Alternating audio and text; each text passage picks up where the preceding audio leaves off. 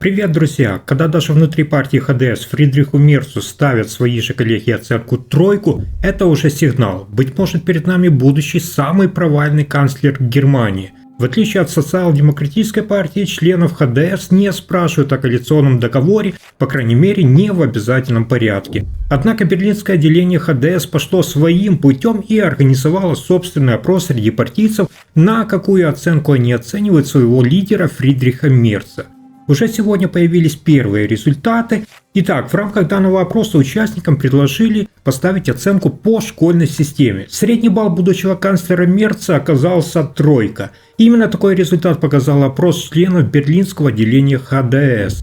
Опрос касался соглашения, заключенного между ХДС, ХСС и СДПГ на федеральном уровне. Согласно этим данным, каждый второй участник опроса считает черно-красную коалицию наиболее разумным вариантом, в то же время лишь каждый десятый прямо выражает ей поддержку.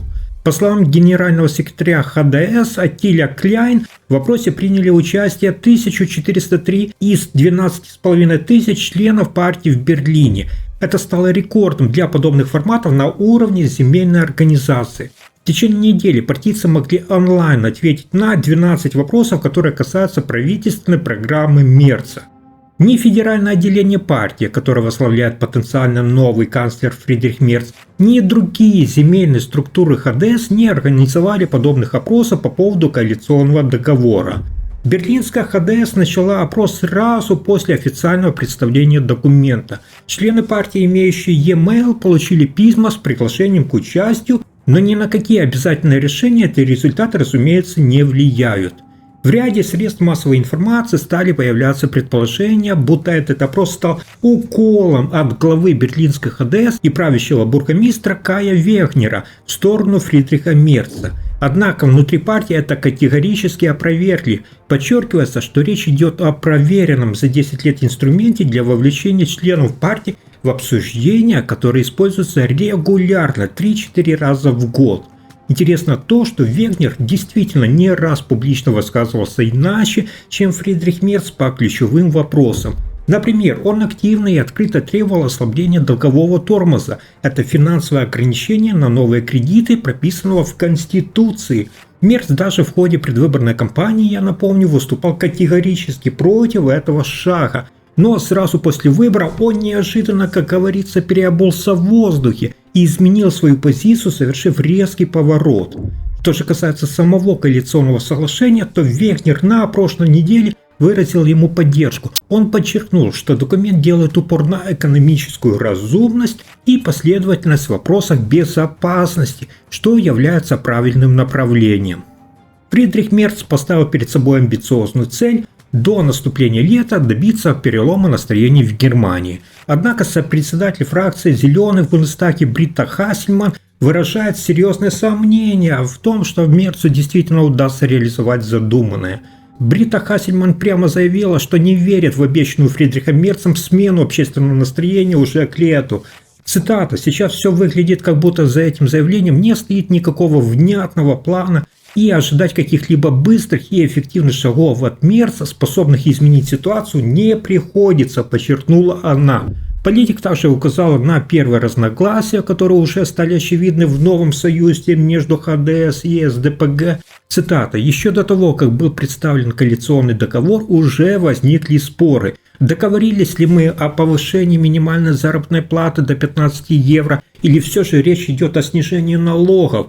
Все это оставляет крайне неблагополучное впечатление», заявила Хассельман. Также она подвергла критике происходящее вокруг будущего руководства в сфере экономики. Поводом стало заявление генерального секретаря ХДС Карстена Линнемана, который недавно сообщил, что отказывается от министерского поста и хотел бы остаться в своей нынешней должности.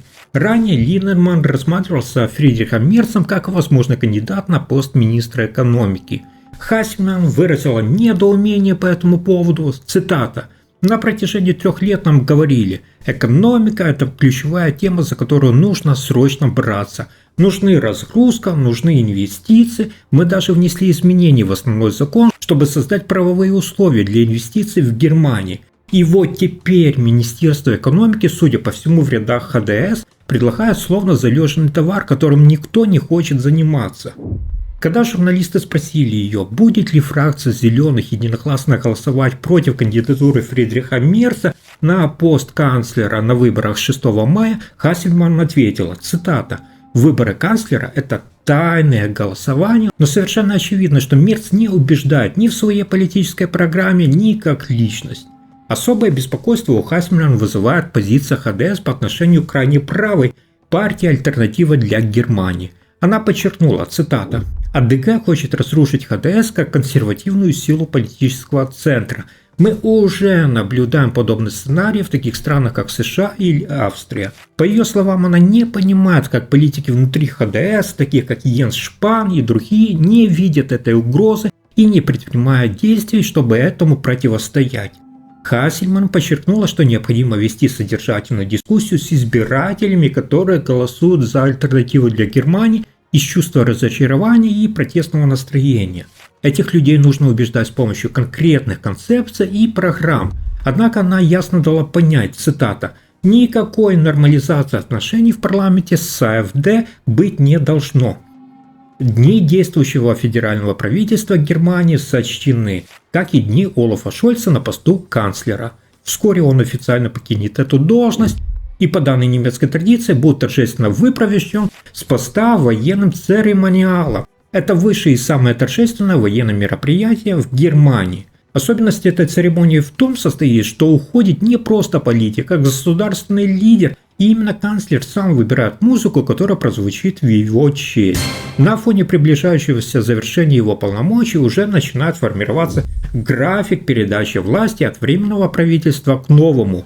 На 6 мая назначена дата, когда лидер партии ХДС Фридрих Мерц намерен официально быть избран новым федеральным канцлером. А за день до этого, 5 мая, согласно информации, опубликованной в берлинской газете, пройдет торжественная церемония прощания с Олафом Шольцем. Церемония будет не только официальной, но и символической. В ходе мероприятия, как и заведено, на трибуне вместе с почетным гостем, то есть самим Олафом Шольцем, будут находиться инспектор Бундесвера, это высшее военное лицо, и министр обороны, который выступает как инициатор организации церемонии.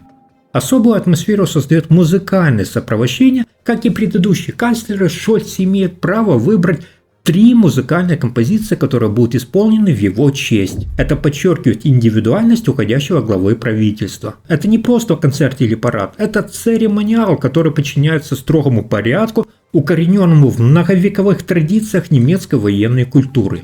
Он всегда проходит вечером, чтобы усилить атмосферу торжества и значимости происходящего. Освещение, музыка, символизм каждого момента – все вместе создает чувство исторической преемственности и уважения к институту власти. Шольц, как его предшественники, уходит с поста в сопровождении музыки, истории и символов. Друзья, уже совсем скоро, еще раз повторяю, 5 мая Германия увидит, как один этап заканчивается, и уже 6 мая начнется новый политический путь страны с новым канцлером Фридрихом Мерцем у руля. А теперь напишите, как вы оцениваете шанс Мерца на успех и достойна ли Германия такого троечника по оценкам однопартийцев ХДС во главе государства. Подписывайтесь и спасибо за просмотр.